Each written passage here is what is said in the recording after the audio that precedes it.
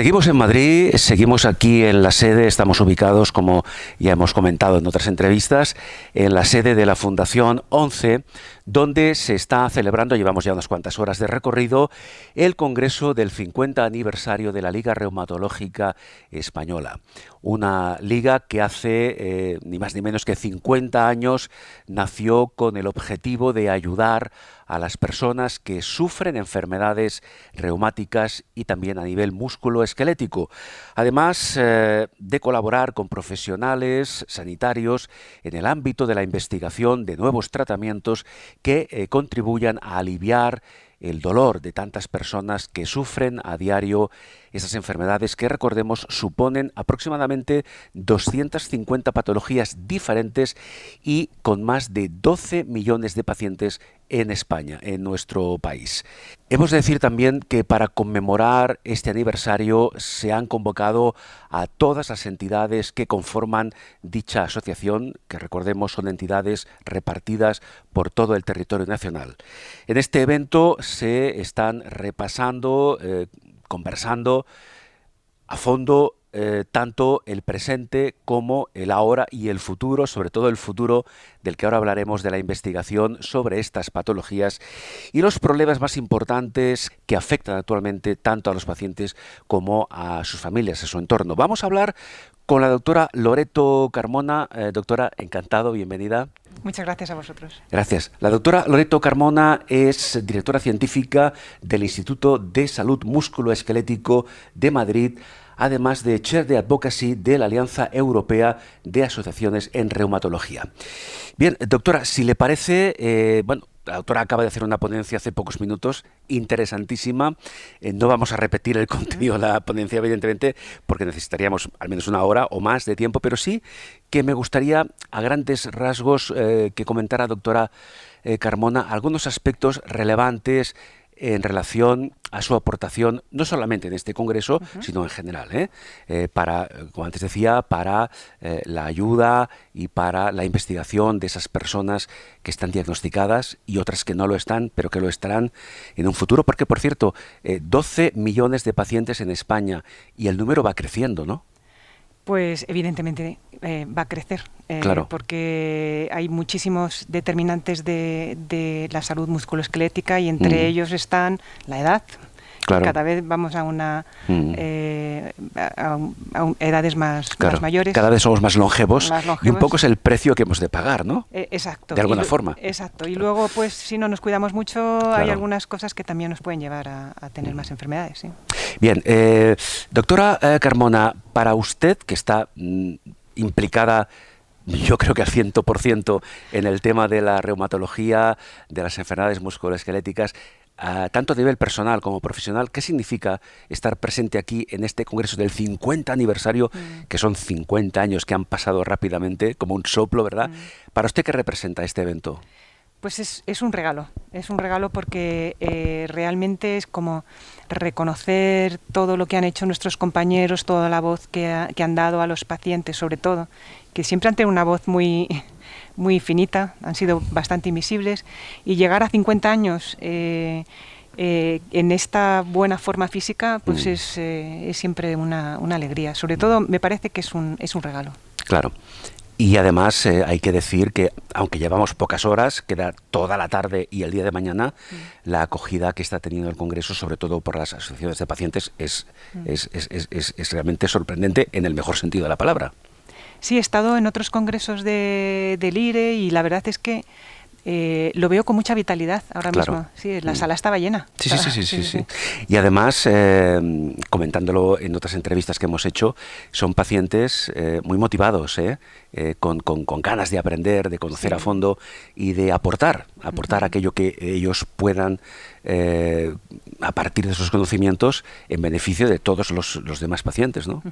Me ha encantado además, mientras estaba dando la ponencia, pues que iba contando cosas que algunos podían conocer, ¿no? Y iba viendo como decían, sí, cuando de repente decía algo y veía a alguien que decía, no. Bien. Digo, tienes toda la razón. Claro, sí, pacientes motivados, motivados y cada vez más formados en su patología, porque esto es algo fundamental. Si el paciente, en este caso dentro de la reumatología, conoce conoce más su enfermedad, conoce más sus reacciones, conoce más cómo puede afectarle, esto beneficia a la larga, ¿verdad?, la evolución de la misma. Absolutamente. Un paciente informado es un paciente que va a tener un pronóstico muchísimo mejor. Tengo compañeros reumatólogos que igual no lo ven así, que lo ven de forma más paternalista, yo te ayudo, pero ayudar a un paciente significa darle las herramientas para que... Y por supuesto necesita conocer. Sí, no, yo estoy de acuerdo con usted, doctora Carmona, que el concepto de paternalismo en la relación médico-paciente, yo incluso me atrevería a decir que está ya un poco obsoleto, ¿no? No, está totalmente obsoleto. De hecho, a mí hay veces hasta que me cuesta que me llamen doctora, porque digo, aquí somos dos. Claro aquí somos dos, y tú vas a estar más tiempo con el problema que yo. Claro, claro.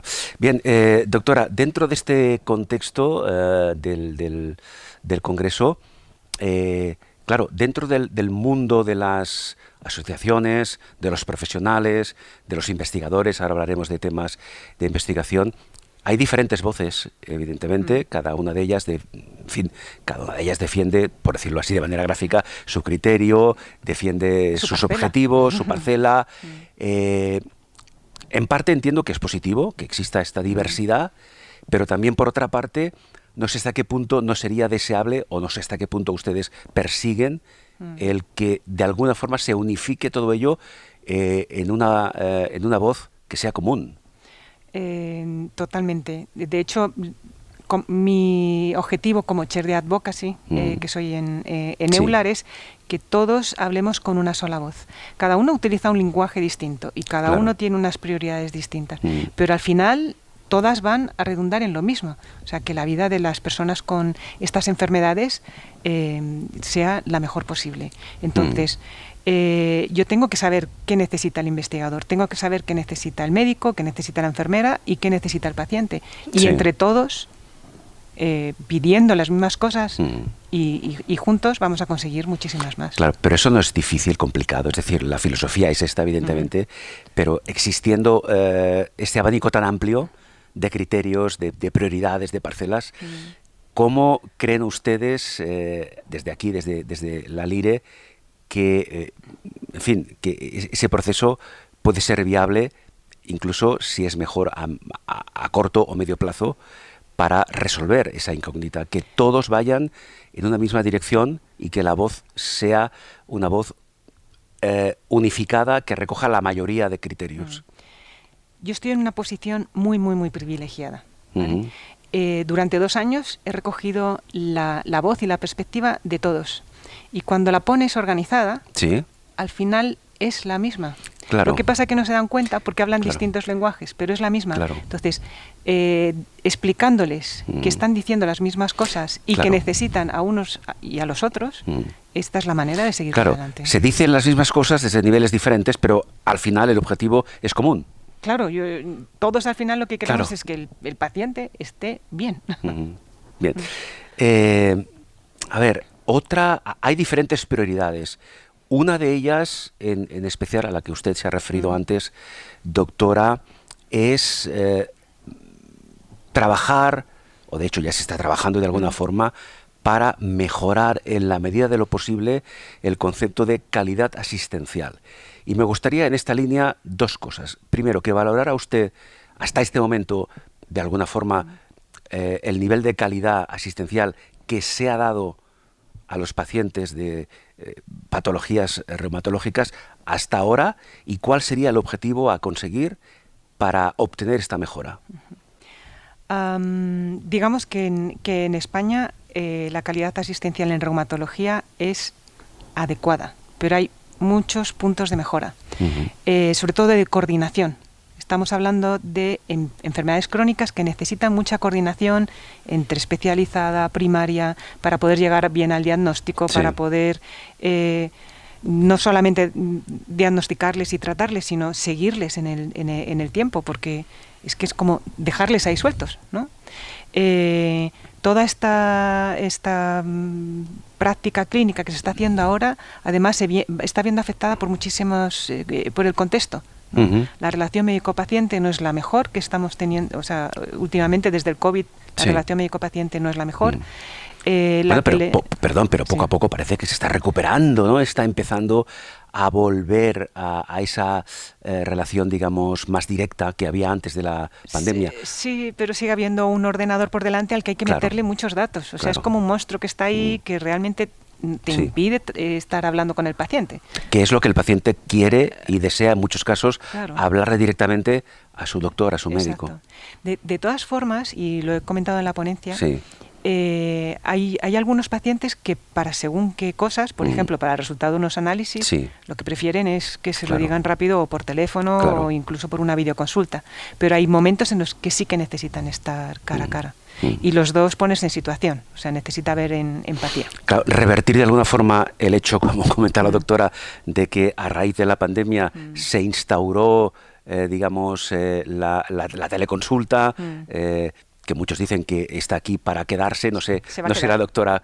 Se va a quedar, no está aquí para quedarse. Bueno, y si hablamos de la inteligencia artificial, esto ya es un campo que de momento estamos en los inicios, pero no sabemos hasta dónde nos puede llegar. Y yo deduzco, aunque no es el tema que vamos a abordar ahora, que también va a llegar a la reumatología, la inteligencia artificial, o quizá ha llegado ya. Sí, estamos en muchos proyectos ahora mismo a nivel europeo que están intentando meter inteligencia artificial para el diagnóstico, para el seguimiento, para poder saber cuál es el mejor tratamiento para cada uno. Sí, dicho así desde la distancia, ¿esto usted lo valora como algo positivo?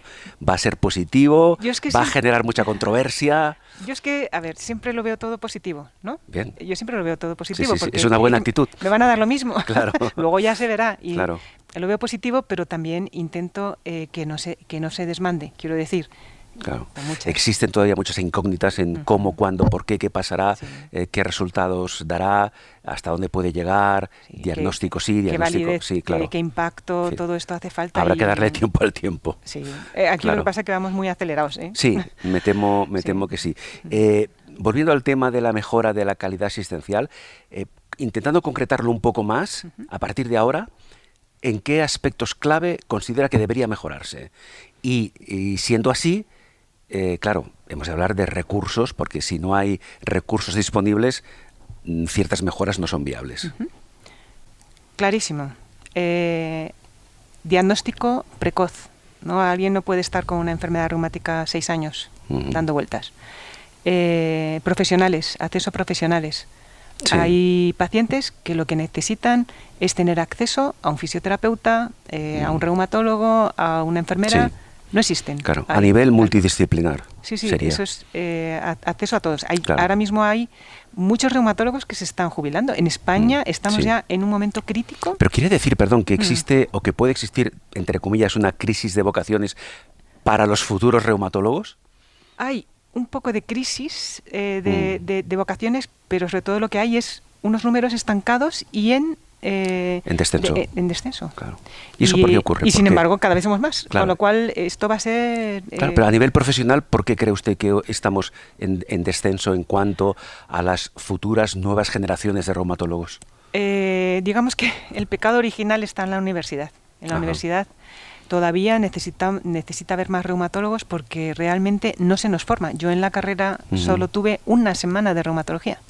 Una semana de reumatología no me prepara para lo que me va a venir en la consulta, aunque sea un médico de atención primaria o si voy a ser, aunque sea un nefrólogo. Si yo como nefrólogo no sé nada de las enfermedades reumáticas, me voy a perder la mitad. Bueno, eso es sorprendente lo que acaba de comentarnos, doctora Carmona. En fin, ¿alguna clave más que sea interesante comentar para obtener en la medida de lo posible esa mejora en la calidad asistencial? Poner el foco en el paciente, que se nos llena la boca de medicina centrada en el paciente, pero no es verdad. Es decir, el paciente necesita sus momentos, el paciente necesita su tiempo, tú no puedes hacer nada si solo tienes 5 minutos de consulta, no puedes hacer nada si tienes que perder 4 de esos 5 minutos rellenando un sistema que no está centrado en el paciente, sino centrado en la administración de procesos. Y un montón de cosas más que no tienen ningún sentido. Y este es un tema que no está resuelto todavía, ni mucho menos. No está resuelto y es en lo que yo creo que se debería investigar, en cómo resolver y cómo adaptar realmente lo que tenemos, que no es malo, pero hacerlo realmente centrado en el paciente. Claro. Y vuelvo a repetir, todo esto estaría en parte en función de los recursos que se destinen a la atención y a la calidad asistencial. Sin entrar en temas políticos, pero ¿de qué depende que esto pueda llevarse a buen término?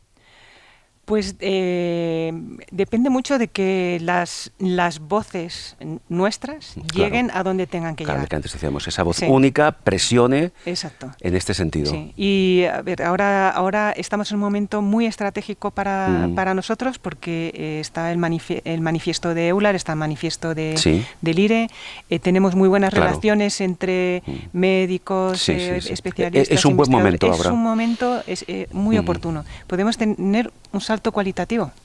Si queremos. Sí, sí. Bueno, pues en ello estamos, precisamente. Sí. Bien, doctora Carmona, ya para concluir vamos a dedicar estos últimos minutos a hablar de la investigación. No vamos a hacer un recorrido de los 50 años hasta la fecha de hoy, de cómo ha ido evolucionando, aunque usted lo ha hecho durante la ponencia, pero, a ver, ¿en qué momento estamos ahora en cuanto a la investigación de nuevos tratamientos que lo que buscan evidentemente es ser más efectivos, más resolutivos en algunas, no diré en todas, en algunas de esas 250 patologías que tenemos? ¿En qué momento estamos? Pues a mí me parece un momento fascinante.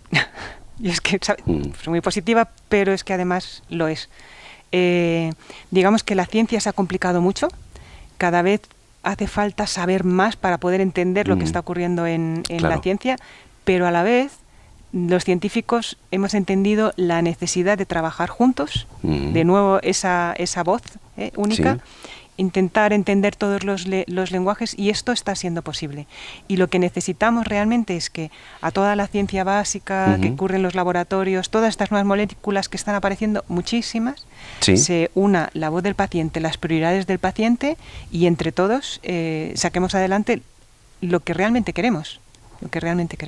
Sí, una cuestión, concretando un poco más, ¿cuál sería en este momento de las diferentes líneas de investigación que están en marcha, aquella que a priori parece que crea mejores expectativas? ¿En qué se está trabajando en concreto? Expectativas.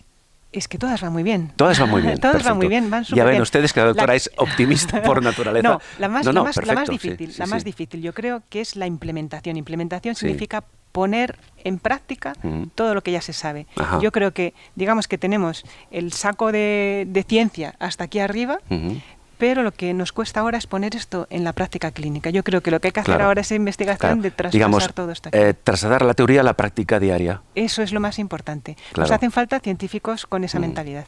Muy bien. Por cierto, antes de despedirnos, sí que me gustaría un añadido final, porque no hemos hablado de las políticas sociales y también de la mayor visibilidad que necesita esta serie de patología relacionada con el sistema musculoesquelético, con la reumatología. ¿Qué comentario podemos hacer al respecto? Somos invisibles. Ahora mismo seguimos siendo invisibles. Y seguiremos siendo invisibles una temporada, ¿vale? Tenemos que entender que a lo mejor nos vamos a tener que aupar a otros carros, el carro de las enfermedades crónicas, o el carro de la inflamación, o el carro de la discapacidad en el trabajo, incluso de la enfermedad mental si hiciera falta. Tenemos que aprender a entender que somos parte de muchos más problemas, pero ahora mismo, con el título Enfermedades reumáticas y musculoesqueléticas, somos bastante invisibles. Ahí sí que voy a ser... Soy negativa porque es el presente, pero voy a ser positiva porque sé que estamos en ese momento y que vamos a dejar de serlo.